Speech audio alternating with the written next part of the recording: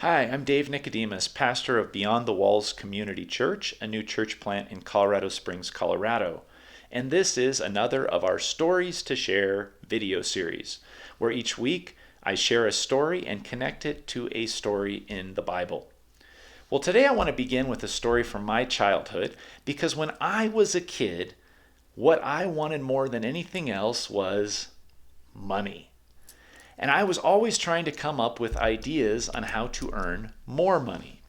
I would try the usual things like selling lemonade, but when you live on a farm in rural Oregon and the closest street to you is a 55-mile-per-hour highway, there's not exactly a lot of people to sell lemonade to. Sure, I would sell it to my parents, who actually bought the lemonade supplies, and I would sell it to my grandparents who lived across the field. I would try my best to get the maximum potential of my profits and didn't just sell lemonade to my grandparents by the glass, I would sell it by the pitcher. But I do remember an opportunity. I was probably 9 or 10 years old at the time, and my aunt and uncle were coming to visit from Oklahoma.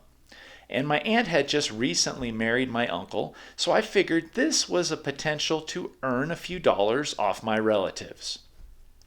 So I went to our garage and I got out a couple of sawhorses. And I put these sawhorses in the driveway, and on each sawhorse I put a sign, parking, 25 cents. That's right, I was charging my aunt and uncle to park in our driveway. Well, when they arrived and saw the signs, they thought it was funny, and they paid me the 25 cents. It was at that moment I realized I had a potential gold mine on my hands. And so a little later in the day, when my uncle went to use our bathroom, we had only one bathroom in our farmhouse, he noticed there was a sign on the door that said, "Bathroom, fee, $1." And underneath the sign, there was a chain with a lock, because I wasn't going to let him have any freebies in the bathroom. Unfortunately, my mom saw my whole enterprise and quickly put a stop to it, which was too bad because I had all kinds of plans to charge my aunt and uncle for other things that weekend.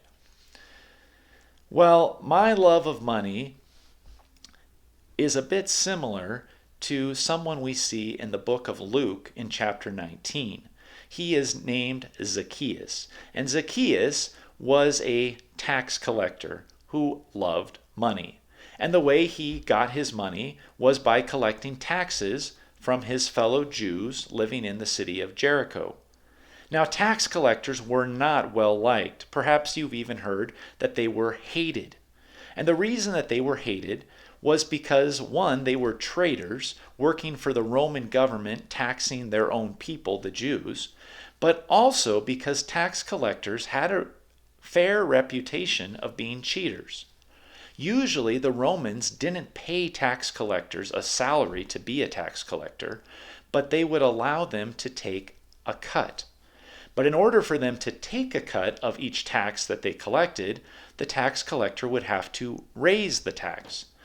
And there didn't seem to be any limits on how much a tax collector could raise a tax. Thus, if a tax collector wanted more money, all he had to do was increase the tax.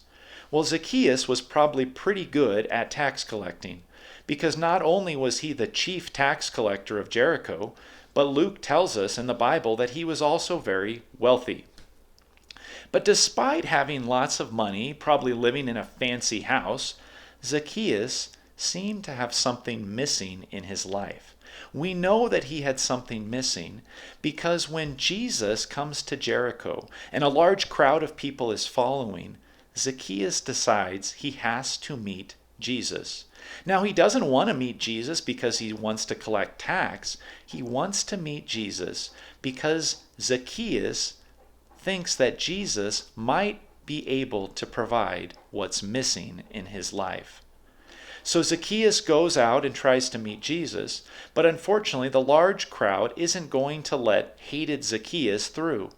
And because Zacchaeus is short, he is a wee little man, if you know the song, he can't see over the crowd. So Zacchaeus does a rather crazy thing.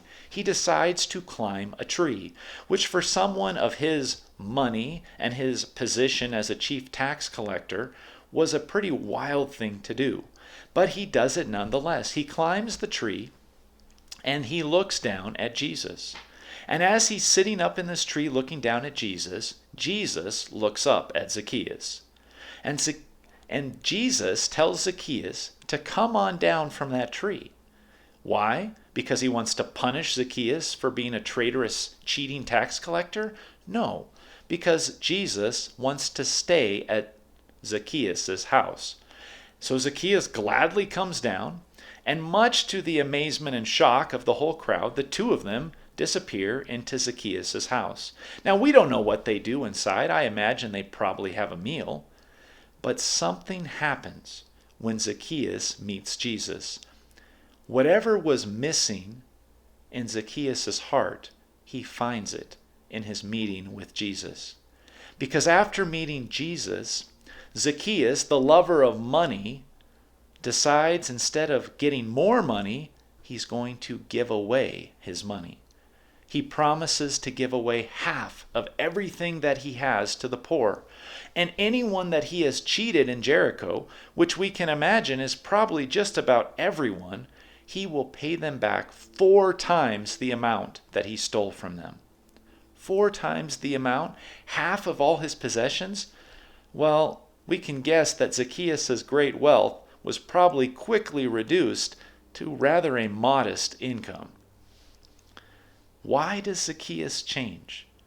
Because, friends, when we spend time with Jesus, we not only discover what's missing, but our hearts are filled.